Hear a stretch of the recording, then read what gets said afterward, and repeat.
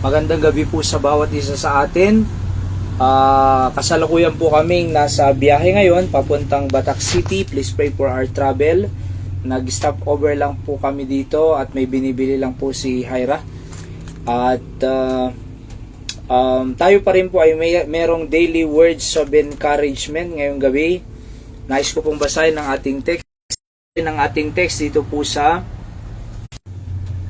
Okay, so mahina lang po ang data natin, ang signal. Jeremiah chapter 50 verse 6, sabi po ng Bible, "My people have been lost sheep. Their shepherds have caused them to go astray. They have turned them away on the mountains. They have gone from mountain to hill. They have forgotten their resting place." Kaya ang pamagat po natin ngayong gabi ay our God, our resting place. Ano ho? Itong mga tao ng Panginoon po dito sa tinutukoy ni Jeremiah ay mga lost sheep, sabi ng Bible, and their shepherd have caused them to go astray. So yung mga shepherd po nila ay hinayaan po nila na sila po ay mag-go astray or mapahiwalay sa kanila. Sabi ng Bible, they have turned away on the mountains, they have gone from mountains to hill. They have forgotten their resting place. So yan po ay napakalungkot na pangyayari sa mga buhay ng mga Israelites, mga kapatid, na mga tao ng Diyos, na nakalimutan po nila yung kanilang resting place. Alright? So nais ko pong sabihin sa bawat isa na ang ating Panginoon ang siyang ating resting place. Alam niyo po ang isang tupa na hindi po nadala doon sa kanilang kulungan, pinabayaan po na sa kalye or doon sa farm at hindi po siya naiuwi. Talagang makikita nyo po ang mangyayari sa kanya na kung halimbawa po ay umulan or nabasa siya, syempre giginawin siya hanggang sa pwedeng mamatay, mga kapatid, di ba?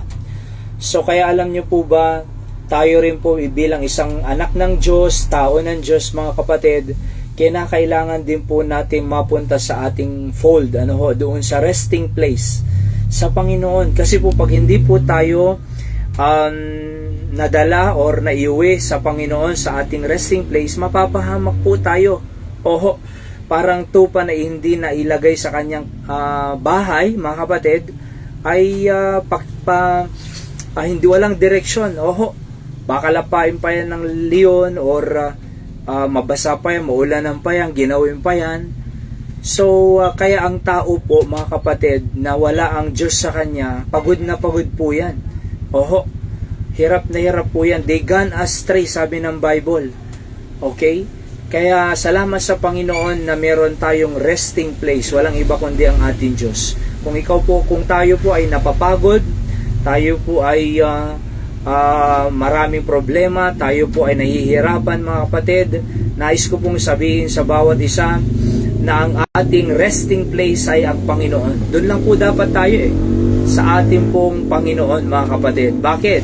Sapagkat pag nasa Diyos tayo, makakapagpahinga tayo, kahit pagod na pagod sa mga ginagawa po natin. Kung ikaw ay may trabaho, may business, nag-aaral, at least nakakapahinga po tayo. Diba, pagka napupunta po tayo sa church, nakakarinig ng salita ng Diyos, tinutugon ng Panginoon yung ating mga pangangailangan, nakakapagpahinga po ang ating kaluluwa, na-encourage po tayo, na-inspire po tayo, na motivate po tayo, alright, na-energize po tayo, kaya tayo po ay nakakabalik sa ating po mga responsibility, mga kapatid. Pag ang nakapagpahinga, napagod na pagod, nakatulog siya, at paggising niya, energize na naman yan, malakas na naman yan, back to work na naman yan. Bakit? Kasi nakapagpahinga Ganon din po ang ating buhay sa mundong ito. Ang mundong ito ay talagang napakaraming ginagawang kabigatan sa atin, discouragement, frustration, disappointments. Kaya nga po kinakailangan lumapit po tayo sa ating Panginoon dahil sabi ng Biblia na binasa natin dito sa Jeremiah 50 verse 6, ang Panginoon ang ating resting place. So wag po nating kakalimutan mga kapatid na lumapit sa Kanya. Tayo po ay manalangin sa Kanya. Tayo po ay mag-church mga kapatid. Faithfully sa Sunday morning, Sunday night at pag prayer meeting, lagi tayo nandyan. Bakit? Makakapagpahinga tayo, ma-energize tayo. Opo, magiging malakas tayo ulit. Upang sa ganoon, when we go back to our own field, sa ating pong trabaho, energize tayo. Alright? Bakit? Na-fire up tayo, nakapakinig tayo ng salita ng Diyos. Kaya, wag po natin kakalimutan, sa Panginoon lamang po tayo mga kapatid. Let's pray. Dakilang Diyos, salamat po sa inyong salita na amin natutunan. Pagpalain niyo po ang bawat isa. Patuloy niyo ingatan aming pagbiyahe pa po, Panginoon, at kayo po ang maitaas. Bless you po lahat ng aming mga kapatiran sa iba-ibang bahagi ng mundo, Panginoon, nakikinig. Saan man po sila, ingatan niyo po sila, pagpalain ng kanilang pamilya, lagi nilang maalala na kayo po ang resting place. Kayo po ang maitaas. Ito po ang aking dalangin sa pangalan po ng Panginoong Yesus. Amen, amen. So magandang gabi po sa bawat isa sa atin, Pastor James at Sir Jason. Ang Panginoon po ang magpala sa bawat isa sa atin. Okay, so nakabili na po sila, Seb, ng merienda. Kasi nasa biyahe po kami ngayon, papuntang Batak City. Alright, para sa prayer day po. Okay, hello Seb, come on. Hey. Hello.